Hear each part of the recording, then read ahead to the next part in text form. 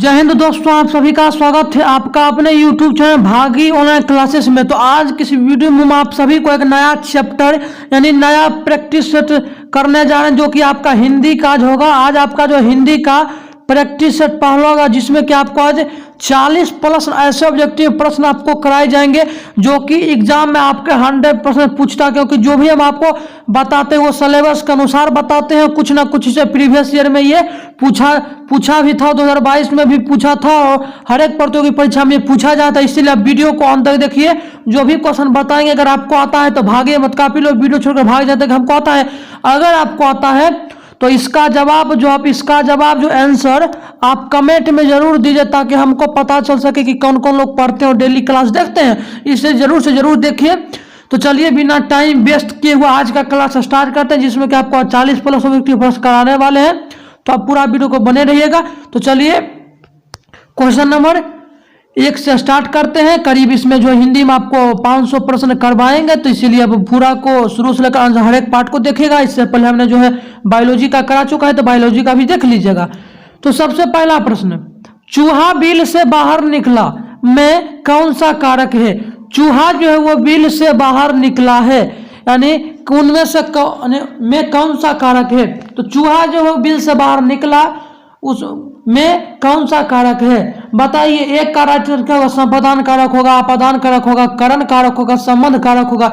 एक का right answer जो होगा आप सभी का ये हो जाएगा अपादान।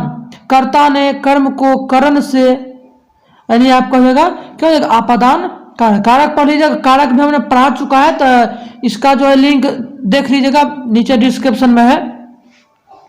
अगला क्वेश्चन देखिएगा कि पेड़ से बंदर कूदा, वाक्य में कौन सा कारक है?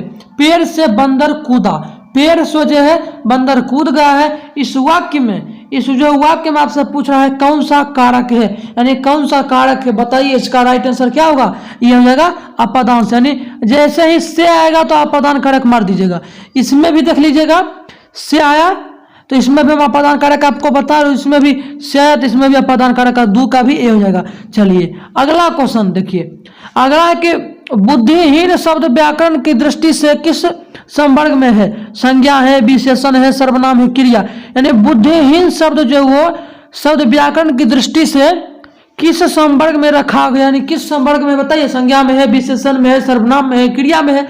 ये चारों हमने आपको पढ़ा चुका, चारों का वीडियो डिस्क्रिप्शन में प्लेलिस्ट जाकर पूरा हिंदी ग्रामर देख लीजिएगा। तो 3 का राइट आंसर आप सभी क्या हो जाएगा? फाइनली इसका राइट आंसर विशेषण में जो बुद्धिहीन शब्द आता है, बुद्धिहीन शब्द व्याकरण की दृष्टि से व्याकरण के संवर्ग में आता है कौन? बुद्धिहीन। चलिए अगला क्वेश्चन, अगला है कि छत से ईंट गिरी, वाक्य में कौन सा कारक है? छत से जो है ईंट गिर गया है, तो वाक्य में कौन सा कारक है? अपादान है, संबंध है, अधिकरण है, संप्रदान है। तो ये सब बताइए, कारक हमने पढ़ा चुका है। छत से ईंट गिरी, इस वाक्य में जो है कौन सा कारक है? आप लोग इसका आंसर बताइए क्या होगा? 4 का। तो 4 का फाइनली राइट आंसर आपसे हो जाएगा अपादान कारक। 4 का राइट आंसर हो जाएगा अपादान। चलिए अगले क्वेश्चन की ओर बढ़ते हैं। तो अगले क्वेश्चन है कि निम्न में से पुल्लिंग शब्द बताइए, यानी निम्न में से कौन सा पुल्लिंग शब्द है? तो पुल्लिंग शब्द बताइए। 5 का राइट आंसर क्या होगा? तो 5 का आप सभी का राइट आंसर आप सभी का हो जाएगा सी। 5 का राइट आंसर आप सभी का क्या हो जाएगा? सी हो जाएगा। चलिए आगे हम देखते हैं। अगला क्वेश्चन है 6 नंबर क्वेश्चन। देख लीजिए इसका आंसर इसका आंसर आया है। चलिए इसका आंसर जो वो कट चुका है, तो 6 का बता देते हैं पहले आपको। राम ने सुरेश के साथ मित्रता का निर्वाह किया, इसमें भाववाचक संज्ञा है। तो इसमें बताइए भाववाचक संज्ञा कौन है? राम ने सुरेश के साथ मित्रता का निर्वाह किया। 6 का राइट आंसर बताइए क्या होगा? मित्रता। मित्रता किया, लेकिन भाव से समझ रहे हैं, उसको हम देख नहीं सकते हैं, तो ये भाववाचक संज्ञा हो जाएगा। चलिए अगला क्वेश्चन की बोलते हैं। सॉरी 7 छूट गया तो कोई बात नहीं, उसका जवाब डिस्क्रिप्शन में आपको दे देंगे। अगला है 8 नंबर, कर्म कारक का चिन्ह क्या है? कर्म कारक से बोलते हैं कि कर्ता ने कर्म को करण से, जो भी आगे बोलते हैं नहीं, कर्ता ने कर्म को करण से, ये सभी आपका कारक मान जाता है। तो आपको पूछा कि कर्म कारक का जो है वो चिन्ह, जिसे कर्ता का पूछता तो कर्ता ने, तो कर्ता ने हो जाता। कर्म आपको पूछ रहा है, तो 8 का आंसर बताइए। आपका ये सी होगा, आपका आंसर ये सी हो जाएगा, आपका आंसर सी हो जाएगा को। चलिए अगले क्वेश्चन की बढ़ते हैं। तो अगले क्वेश्चन है कि बाजार से किस संज्ञा का बोध होता है। बाजार में जो है बाजार से किस संज्ञा का बोध होता है। जिसे देखिए इसमें आपको गमना किसे, इसे बाजार हुआ ना, तो बाजार जब जाते हैं तो बाजार में तो आप केवल अकेले रहते नहीं है, बहुत सारा जो है बाजार में भीड़ रहता है, यानी समूह रहता है सब बनाए हुए, तो ये समूहवाचक संज्ञा हो जाएगा। हम आपको इसीलिए बोलते हैं कि थ्योरी का पहले वीडियो देख लीजिए कीजिए। संज्ञा भी हमने मात्र 15 मिनट में तुर्की भाषा में आपको समझा चुके हैं, तो जरूर उसका देखेगा, उसका भी लिंक हमने डिस्क्रिप्शन में दिया है, या प्ले लिस्ट पर जाकर चेक कर लीजिएगा। नौका बता दिए। अगला देखिए क्वेश्चन नंबर 10 क्या है। तो क्वेश्चन नंबर 10 आपसे पूछ रहा है, देखिए निम्नलिखित में से कौन गुणवाचक विशेषण नहीं है। कौन जो है गुणवाचक विशेषण नहीं है। 10 का राइट आंसर आपका हो जाएगा बी, अधिक जो है वो गुणवाचक विशेषण नहीं है। अगला क्वेश्चन नंबर 11 है कि मुख्य क्रिया के अर्थ को स्पष्ट करने वाली क्रिया होती है। मुख्य क्रिया जो है उसके अर्थ को स्पष्ट करने वाली क्रिया होती है। 11 का सहायक क्रिया जो है मुख्य क्रिया के अर्थ को स्पष्ट करता है, कौन, सहायक क्रिया। चलिए अगले क्वेश्चन बताते हैं। अगला क्वेश्चन है कि लड़का पेड़ से गिरा। लड़का जो वो पेड़ से गिरा, उपयुक्त वाक्य का कारक बताइए। लड़का पेड़ से गिरा, लड़का जो है वो पेड़ से गिर चुका है, तो 12 का अपादान बताए थे, अगर से आए तो आपको अपादान याद रखना है। चलिए अगले क्वेश्चन की ओर बढ़ते हैं। अगले है कि लोगों ने शोरगुल करके डाकुओं को भगाया, यानी लोगों ने जो वो शोरगुल करके डाकुओं को भगा दिया गया है। तो तेरे इसमें उपयुक्त में कारक बताइए, कौन सा कारक है। तो तेरे का आप सभी बताइए, ये आपका कर्म कारक ने बताए थे कर्म। चलिए अगला देखते हैं। अगला है क्वेश्चन नंबर 14 कि महात्मा गांधी में अमूल्य गुण थे। इस वाक्य में अमूल्य शब्द क्या है। महात्मा गांधी में अमूल्य गुण थे, इस वाक्य में अमूल्य शब्द क्या है। तो इसमें जो है विशेषण है, यानी विशेषण है। चलिए अगले क्वेश्चन नंबर 15 बताने से पहले आपको एक सूचना देते हैं कि जो भी छात्र 2023 का तैयारी करते हैं बिहार प्रवेश परीक्षा, अगर आप हमारी सफलता में जुड़ना चाहते हैं, मात्र इसका फीस जो है आपको फर्स्ट स्टूडेंट के लिए मात्र 401 रुपया रखा गया है। इसमें अगर आप जुड़ते हैं तो आपको इसमें जो है फुल कोर्स के साथ थ्योरी ऑब्जेक्टिव मिलेगा। ये 1 दिसंबर से बैच स्टार्ट है। Live class, recorded video, test series, क्यूज, क्लास नोट्स, पीडीएफ, जो भी इसका क्लास होता है इसका पीडीएफ पेड मिलेगा।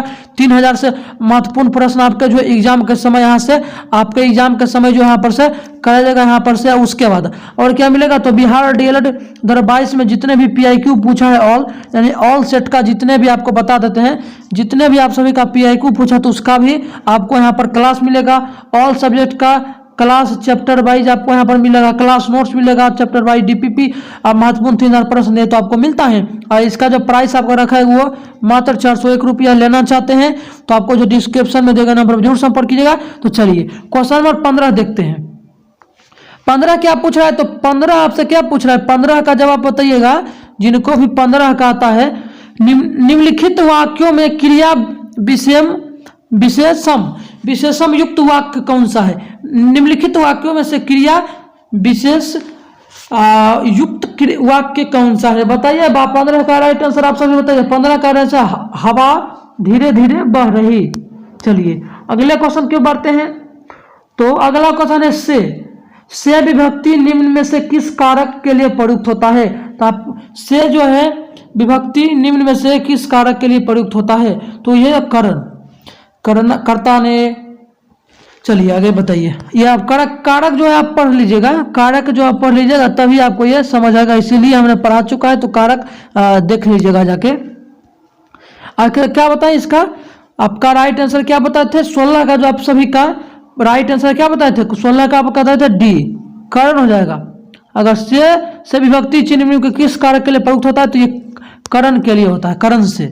चलिए अगले क्वेश्चन की ओर दादा अगले बोल रहे हैं कि उसने नहाकर भोजन किया। इस वाक्य में नहाकर, यानी नहाकर जो शब्द है निम्नलिखित में से किस क्रिया का उदाहरण है। यानी उसने जो है नहाकर भोजन किया, इस वाक्य में जो है नहाकर जो शब्द है आप सभी का किस क्रिया का उदाहरण है? तो बताइए 17 का राइट आंसर क्या होगा? संयुक्त क्रिया, प्रेरणार्थक क्रिया, द्विक्रमक क्रिया, पूर्वकालिक क्रिया। 17 का राइट आंसर क्या होगा? 17 का राइट आंसर आप सभी का क्या जाएगा? गड्डी हो जाएगा पूर्वकालिक क्रिया।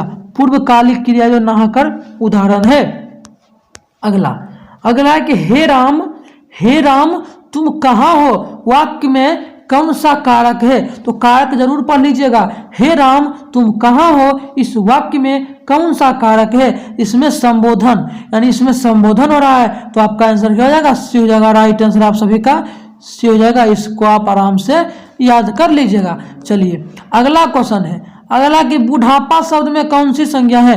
बुढ़ापा शब्द में कौन सी संज्ञा है? तो देखिए बुढ़ापा, जिसे बहुत सारे लोग को बोलते हैं कि आप बूढ़ा पड़ गए, लेकिन अब बूढ़ा आदमी को देख सकते हैं, लेकिन उसके अंदर बुढ़ापा को आप नहीं देख सकते। भाव के माध्यम से आप समझ सकते हैं। तो ये आप सभी का भाववाचक संज्ञा हो जाएगा। 19 का राइट आंसर क्या हो जाएगा? बी हो जाएगा। तो आप सभी का ये बी हो जाएगा। जितना भी आज हम आपको क्वेश्चन बताए वो बहुत ही अच्छा था। हमें उम्मीद है कि आपको ये वीडियो बहुत ही पसंद होगा। अगर पसंद होगा, अगर इस बैच में जुड़ना चाहते हैं तो जरूर से जरूर आपको जो है इस नंबर पर संपर्क कर लेना। तो उसका नंबर भी आपको यहाँ पर लिख ही देते हैं, 91 428 94 309, जो आपको संपर्क कर लेना है। इसमें आपको सब कुछ जो भी क्लास का पीडीएफ होता है सब कुछ यहाँ पर आपको दिया जाएगा। जरूर से जरूर इस नंबर पर जो है कॉन्टेक्ट कीजिएगा, क्योंकि यहाँ पर आपको हर संभव जो भी दिक्कत होगा आपका यहाँ पर मदद किया जाएगा। इसीलिए आप सभी इस नंबर पर जरूर से जरूर संपर्क कीजिएगा। हमें मिलते हैं अगले वीडियो में। तब तक के लिए जय हिंद, जय भारत, वंदे मातरम। Thanks for watching this video. धन्यवाद।